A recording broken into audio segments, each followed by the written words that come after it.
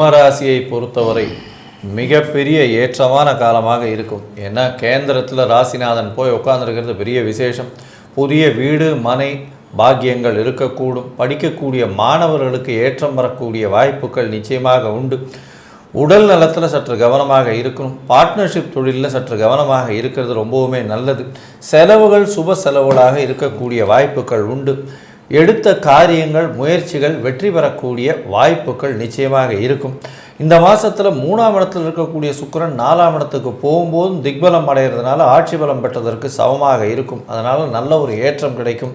கவிஞர்கள், கதை கட்டுரை எழுதுகிறவங்க, அரசு சம்பந்தப்பட்ட அரசாங்கம் சம்பந்தப்பட்டவர்கள், அதை தவிர ஹெச்ஆர் டிபார்ட்மெண்ட்டில் இருக்கிறவங்க, அட்மினிஸ்ட்ரேட்டிவ் இன்சார்ஜாக இருக்கிறவங்க, அது தவிர இந்த வாசக்கால் செய்கிறவங்க, மரம் சம்பந்தப்பட்ட வேலை செய்பவர்கள், இவங்களுக்கெல்லாம் பெரிய ஏற்றம் கிடைக்கக்கூடிய வாய்ப்புகள் நிச்சயமாக உண்டு.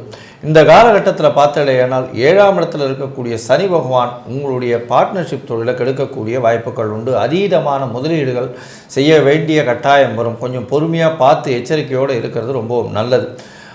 உங்களுக்கு சுப செலவுகள் இந்த மாதத்தில் வரக்கூடிய வாய்ப்புகள் உண்டு. தந்தையின் உடல்நிலையில் சற்று பின்னடைவு இருக்கக்கூடிய வாய்ப்பும், தாயின் உடல்நிலையில் நல்ல ஒரு ஏற்றம் இருக்கக்கூடிய வாய்ப்பும் நிச்சயமாக இருக்கும். மொத்தத்தில் இந்த சிம்ம ராசிக்காரர்களுக்கு இந்த விஸ்வாவசு வருஷம் கார்த்திகை மாதம் ஒரு 85 விழுக்காடு பெரிய ஏற்றமும் மாற்றமும் கொடுக்கும்.